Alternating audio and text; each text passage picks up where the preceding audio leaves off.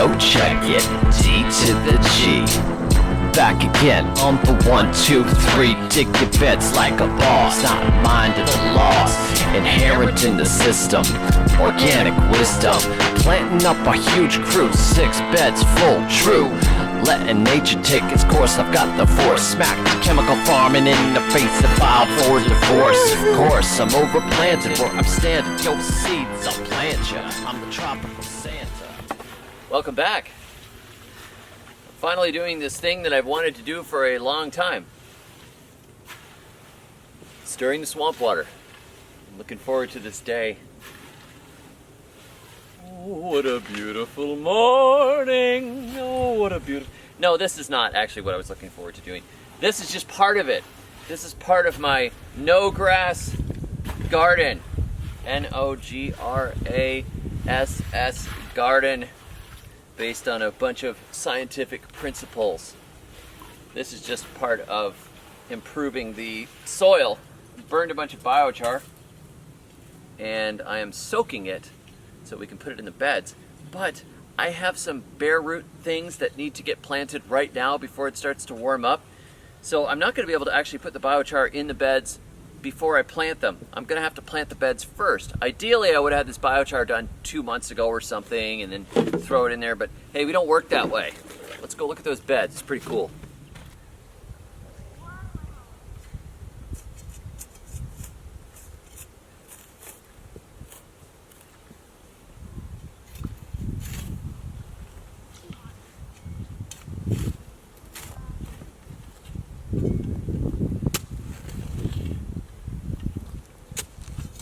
So I put in these 2 beds, 2 so far.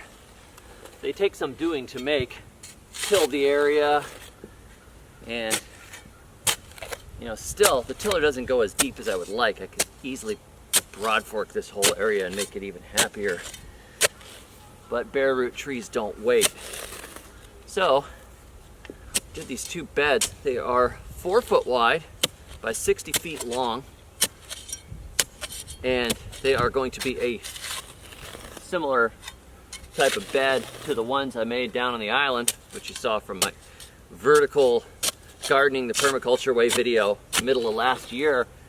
I did these alley rows and then planted a bunch of perennials and trees and vegetables all together to make these kind of living strip food forest systems, which I'm calling my no-grass garden.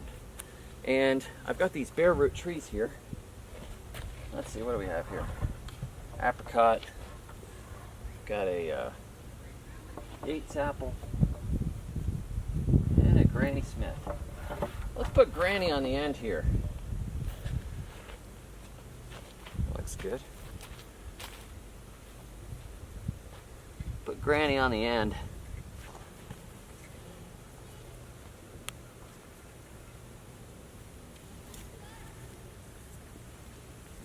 People think apple trees and pear trees and fruit trees in general are going to get real big. Well, they will get real big if you don't properly manage them. But if you don't want them to get big, it's really simple. Let's see. I've got 1, 2, 3, 4 branches across there. There we go. That'll help keep it from getting big.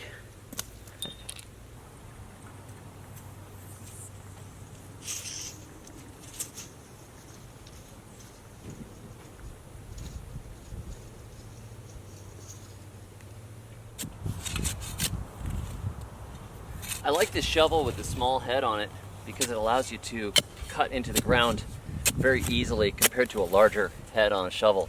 It's pretty nice when you put a sharp edge on it. It is an easy shovel to dig with. And it was actually getting thrown out by somebody I was working for because the handle was broken. And so all I did was stick this other handle on it. I didn't even stick it on properly. Just shoved it on the end of a stick and rammed it in.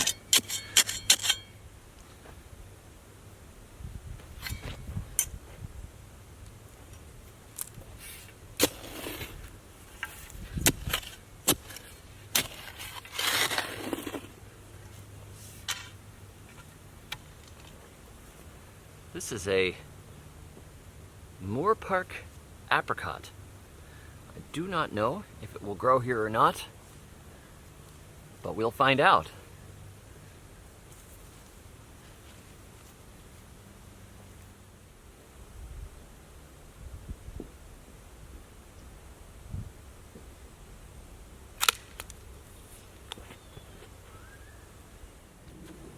I had this guy there at 8 feet and I decided, you know what, let's give it a little more space so I can put some berries, some more berries and things in between. I could do them at 8 feet and keep them happy, but I want that open space, that forest edge in between, so 12 feet it is. 12 feet feels good, it feels right. Sometimes I just gotta look at stuff in the ground. I don't do these big permaculture plans ahead of time, you know? So this guy here, this is an Lsu Fig, one of the newer varieties from the Lifesavers Underground. This guy has a nice shape to it already. I like this going sideways thing, and I'm just gonna go with that. Feels good. So that goes right there, right in the middle. And we have a fig. Isn't that fun?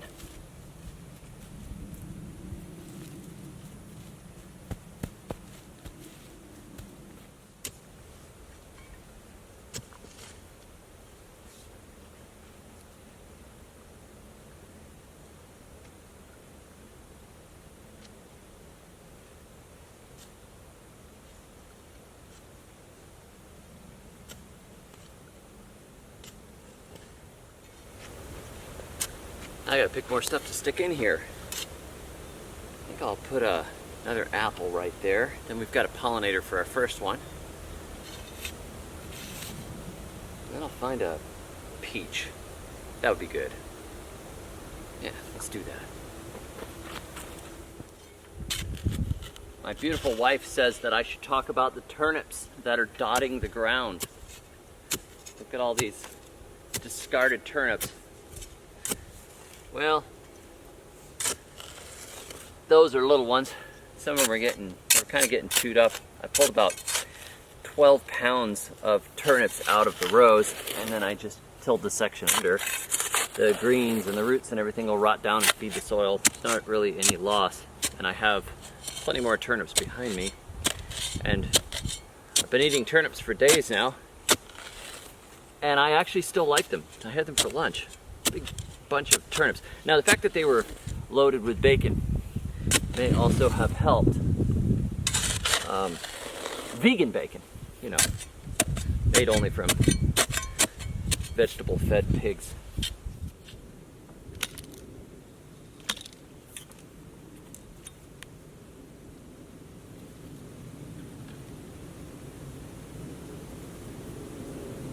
That's a heck of a graft mark on this one. Big lump.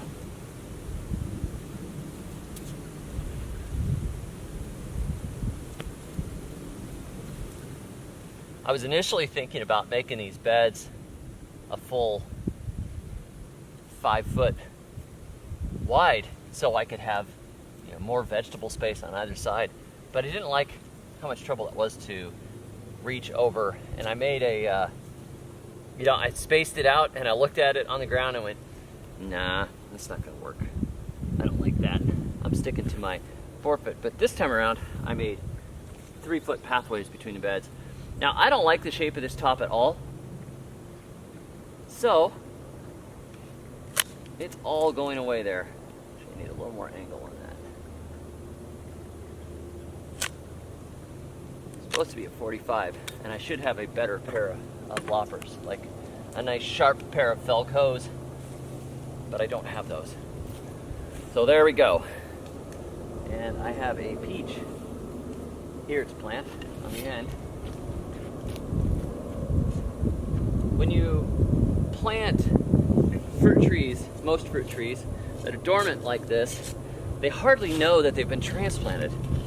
You can get away with the most outrageous abuse of these poor plants when they're asleep because they don't know.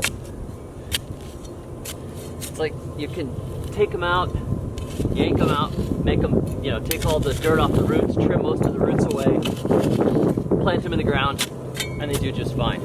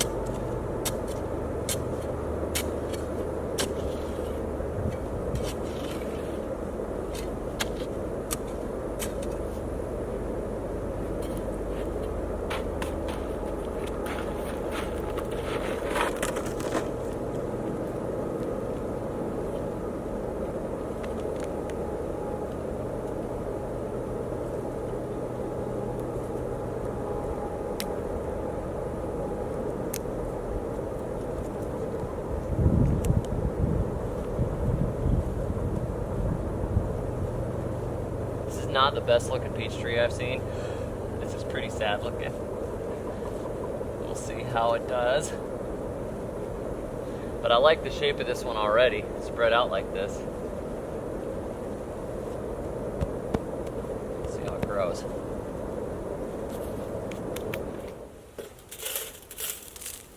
I have a mix of Steve Solomon's incredible micronutrient, macronutrient, Solomon's Gold fertilizer here, and I'm going to throw down this entire bed. I mixed enough to do this entire, well, it's 4 times 60, 240 square feet.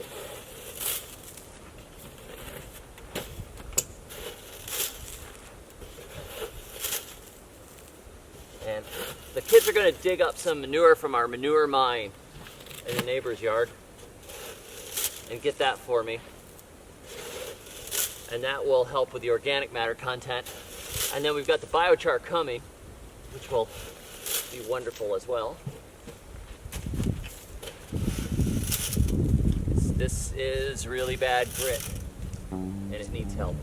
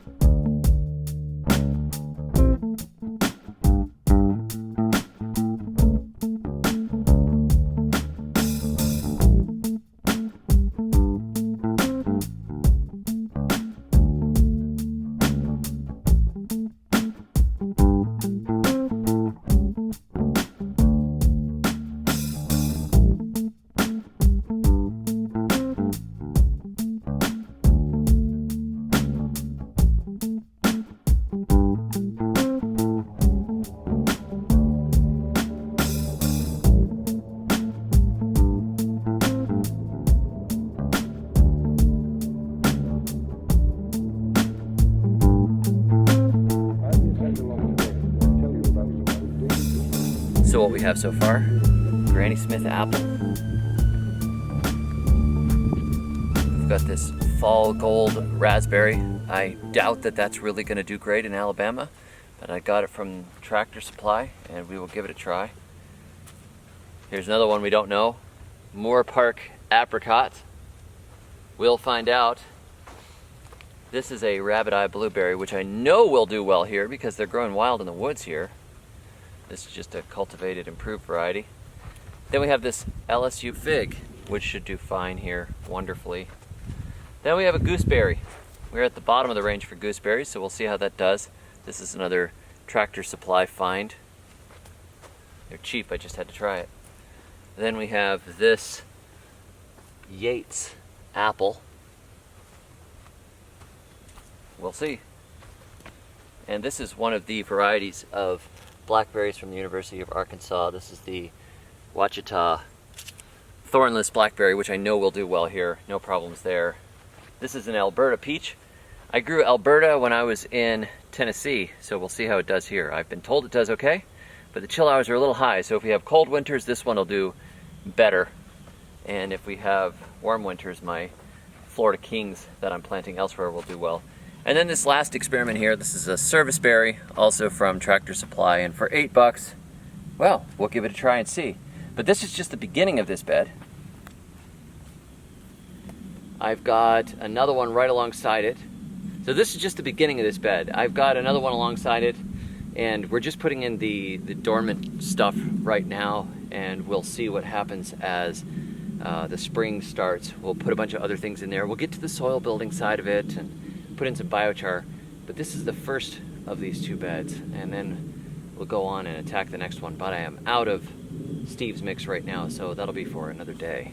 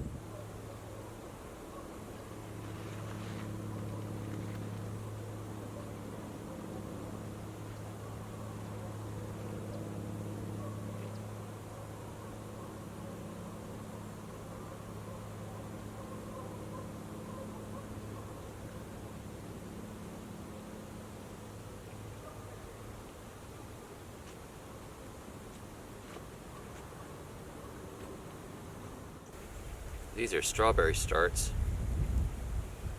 This is a variety called Sequoia. Look at these little guys, aren't they so cute? Look at that. These are cool. See, they're already waking up from being in Tractor Supply. So I'm gonna soak these guys for a minute here. I've got a solution.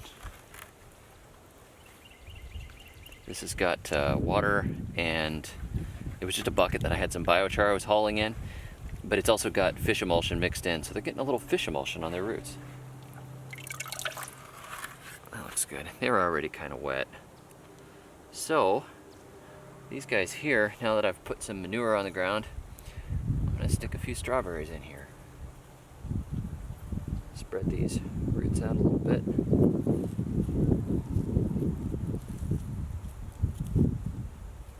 See what happens. This is one of those weird climates where we go back and forth between very cold weather and unfortunately warm weather.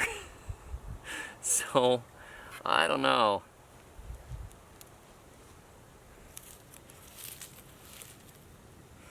Don't know how they're gonna like this, or if it's gonna get too cold and they'll frost out on me.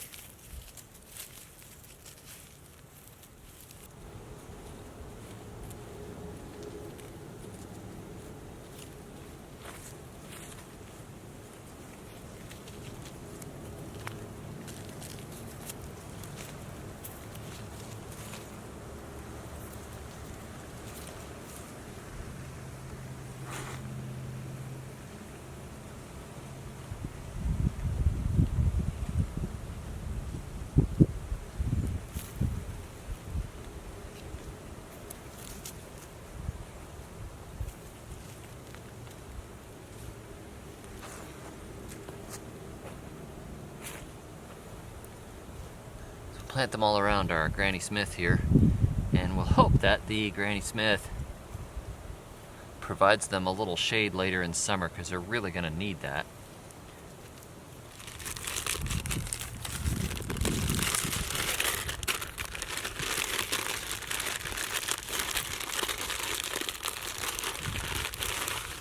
What do we have here?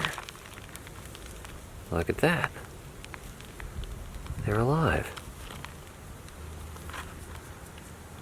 Cool.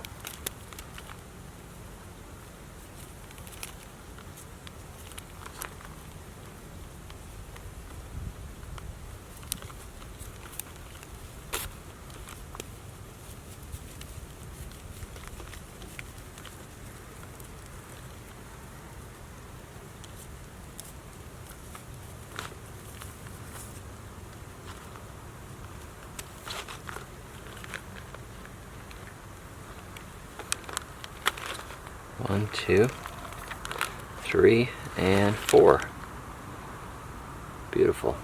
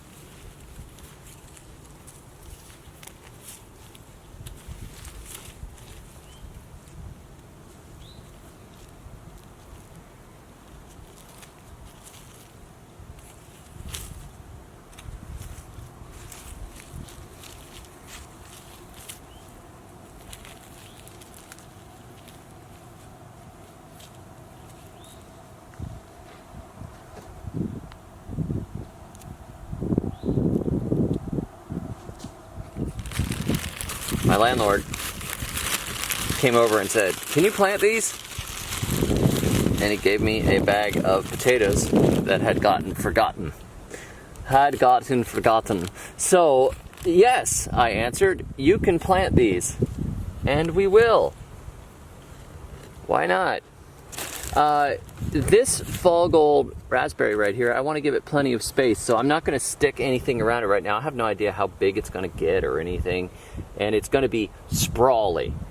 But these guys are going to be ready in a few months, hopefully. So why not just stick them in here, and we'll get a little extra in the space for the time that we have before that raspberry gets big. So I put the asparagii, right here in the middle, in between the fall gold raspberry and the Granny Smith apple. So being in the middle right here, that gives them a little more space to mound up and be big and do their thing.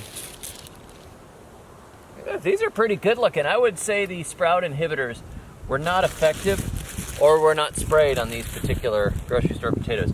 You could tell. Sometimes potatoes just grow really well right from the store, and you get that idea that, no, I don't think I think they were saving money by not spraying those. So now we have a little potato patch here.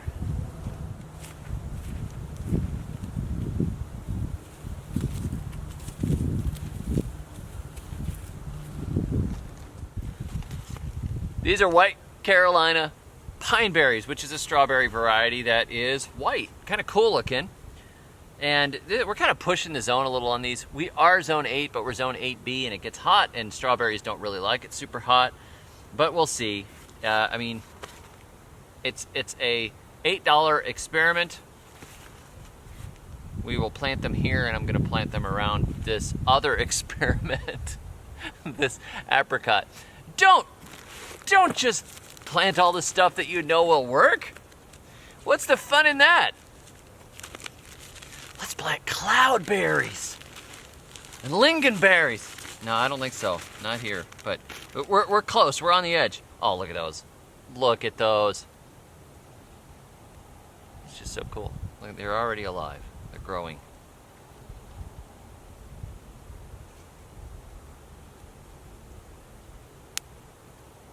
I'm not going to even try unwrapping that rubber band.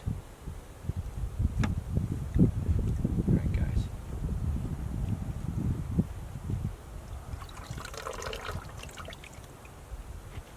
Let's stick them in.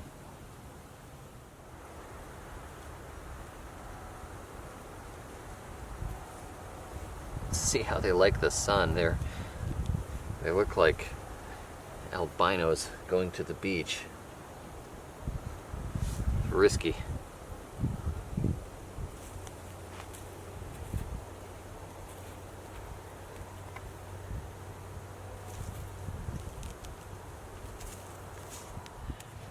Well, that's my last grocery store potato there. I'm gonna actually get some real certified seed potato and all that jazz, but we're just, hey, we have them. They want to live. We have to grow them. So this whole bed now, all the way down to the end, has been planted. We've got alternating potatoes and strawberries and asparagus and all kinds of things. And then I put one more plant, which you didn't see me plant. This is an Austin dewberry. That's a real thing. I went to school with him. He's total preppy. Austin dewberry. I remember. I mean, he beat me in history. All right, so that's an Austin dewberry right there, and then boom, all the way down here we've got this.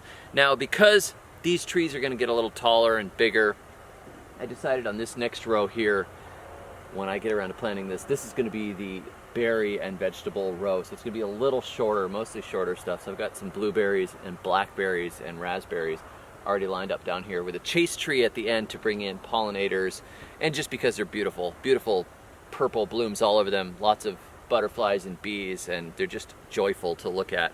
So that's going to be down there. And yeah, we've got orchard row no-grass gardening system, and I have been working on this idea for a while. We're going to see how it goes. This is not really the time of year where you're going to see huge advances at any point, but we needed to get all this stuff in right now before it's too late. I mean, the stuff that's coming into Tractor Supply, these bare root things and the strawberries and asparagus and that kind of stuff, they don't last that long. This is the time to buy them and stick them in the ground if you're in the South. They're not going to be in great shape. They will dry out and die, and you're not going to get anything. So this stuff gets in the ground now, and then later as the system develops through the spring, it's going to get really exciting because we'll stick vegetable transplants and all kinds of stuff there. But that will be for the future. I'm going to wrap this one, and we'll see how it progresses over time. But for now, we're done. This video is really long enough, and thank you for joining me. Be sure to check out my book, Totally Crazy Easy Florida Gardening, and my book, Grow or Die, The Good Guide to Survival Gardening, for all kinds of ideas, both on how to garden in Florida, first of all, with a Totally Crazy Easy Florida Gardening, and how to just generally survival garden no matter where you are, and how to get your priorities straight in tough times. So check those out. I'll put links below, and until next time, may your thumbs always be green. I buried my rabbit beneath the cherry tree one fine afternoon. Someday I know that we'll meet again on a fruit salad spoon.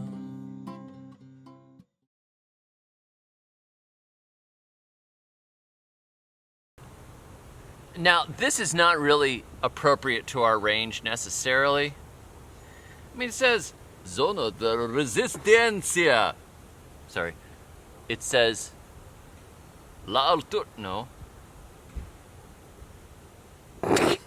Stop making me laugh. I don't know what it says. It's in some other language.